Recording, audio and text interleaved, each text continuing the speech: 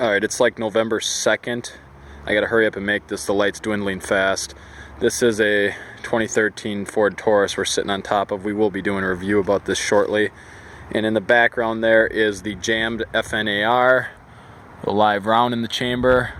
And this is my Bravo Company upper. On top of the lower is a Scotsman made in Eau Claire. But what I want to talk about right now is 30-06 versus 270. Today I went out and I bought $116 or 120 whatever dollars of this Winchester silver box ammunition.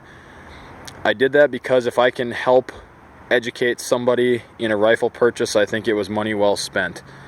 30-06 versus 270. Now this is not a comparison for somebody that already owns a 30-06 or a 270. If you already own one of these, keep it. That's my word. That's my advice to you. If you already own one of these, keep it. If you're looking at purchasing a rifle in this caliber or power range, let's just have a brief look at this. Reason I'm doing this video is because I should actually grab the link. I just watched a YouTube video of 30-06 versus 270, and the guy shot a couple animals with the 270, and he started out the video saying blah blah blah blah blah. 270's better. He had no rhyme or reason why. He just shot a couple animals with the 270 and said it's the winner. I think it goes a little bit deeper than that. But since this argument's been going on since the 60s and nobody has ever come up with a clear 100% winner, I think this is kind of like arguing about what running back is better, Adrian Peterson or Barry Sanders. If you have one of these, keep it. If you're going to get one of these, you're going to get a fantastic round. Let's just take a brief look, though, at even the animals that Winchester puts on the box. On the 270, I don't see an elk on either of these caliber, on either grain weight. It's not to say a 270 cannot kill an elk. I would have to say, based on what we're going to see next on the ballistics chart on the back, a 270 will kill a brown bear. What do all experts say? Shot placement is key. But let's take a look here.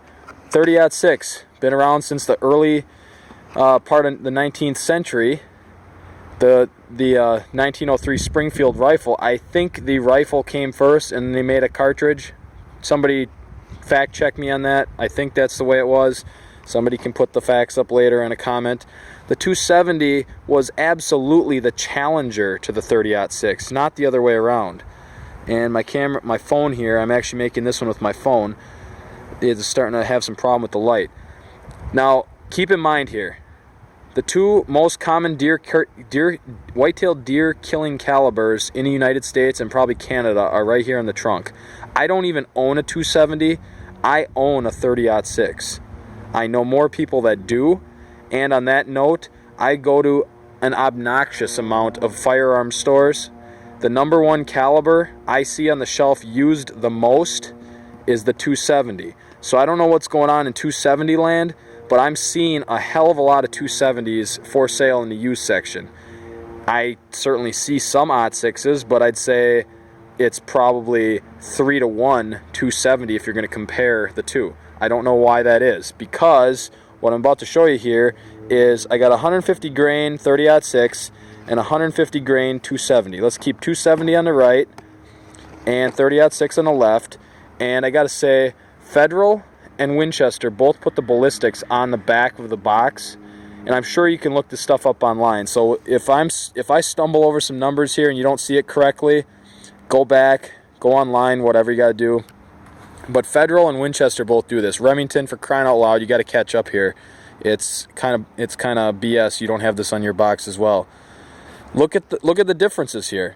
30-06, 270. 30-06 is coming out a little bit hotter at the muzzle. Look at the drop at 500 yards. 51 inches, 52 inches. Both zeroed at 200. Look at the impact energy at 500 yards. 808 and 932. The 270 actually exceeds the 30-06 at a longer distance. It keeps its energy further longer. That starts to take place at, is it 200 yards? 200? Yes, it starts to take place at about 200 yards. 2263, 2226 at 100 yards. At 200 yards, the 270 actually starts to take over. It's actually got a little bit more hitting power at the longer ranges. It's really not that much flatter in trajectory that most guys argue about. The 30-06 is right there. I mean, for crying out loud, at 400 yards, it's negative 25.1, negative 25.0. But the real numbers are right here. Impact energy, 1,064, 1175. 932, 808 at 500 yards. Velocity isn't too far off, but it's over 100.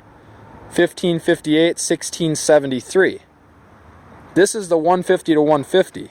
For just something a little bit more wild here, let's show the 130 grain 270 to the 150 grain 30-06. I'm sure they make 130 or 125 grain 06, but I don't have any.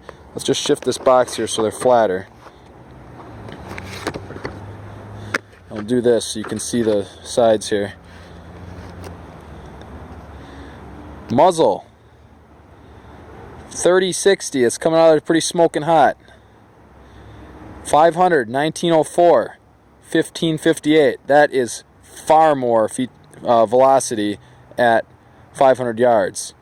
1046. Even the 130 grainer is whomping the 150 grainer in energy at 500 yards. Now we're talking some trajectory difference here. The 130 grainer is dropping 42 inches.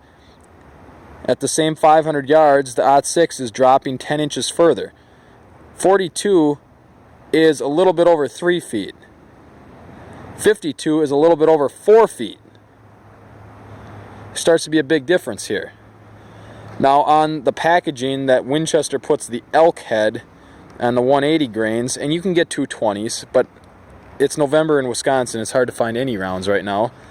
Now start to take a look at this difference. Velocity, 1657. 1904, these are the 130s again now. Negative 54, negative 42. Energy, 1097. And maybe it'd be better if you go like this, to the 06 to 06. You could pause this anytime you want, and like I said, I'm sure this is online. And maybe you think there's some other caliber right now that is outdoing this, but I'm going to compare it to the these are the two most popular big calibers, 300 Win Mag, 7mm Rem Mag. You'd be surprised. So my conclusion is, after seeing these very comparative numbers, how do you possibly choose between one or the other when they both have such very similar characteristics? I'd say you have to look at some other factors. Both boxes of 30-06 cost $20.99. Both boxes of 270 cost $19.99. They were $1 cheaper per box. That is not a significant enough difference to change my opinion on price point. Whereas I do think that every man in America should own a 308. These were $16.99. So now there's a significant price difference there, and they can obviously be had cheaper if you get military surplus. But if you are looking at these two rounds for obvious reasons, how good they are and how the track record they have racked up, how do you possibly choose between these two? Well, honestly, I think most guys don't choose based on math or any other factor. I think they mostly choose on the deal that they get when they walk into the gun store. Whichever one was cheaper, or whatever firearm they got that was a nicer firearm, or came with a scope or bipod or whatever, I think they seriously get a firearm caliber based on the deal that they got, not necessarily that they did any real research. So if you get either of these two rounds, I think you are going to have a whitetail killing machine. It's at 10 minutes right now, so I got to wrap this up. I'm going to try to keep all my videos real short. Under 10 is the goal. Obviously, this one's not going to make it. The other thing you got to keep in mind here is the heritage of both have so few negatives that that's basically each other's positive. There really is no clear winner here if you're going after white-tailed deer. Either one is going to get the job done effectively, cleanly, and kill a white-tailed deer, and you are going to be ecstatically happy with the ammo choices, the ammo availability, and the cost effectiveness. Every expert agrees that shot placement is key. So when you know your rifle, you are the most lethal killing machine out there. When you know how to shoot, there's nothing more dangerous to a whitetail buck than a man that knows how to use his rifle, or woman, or child. Under 10 out.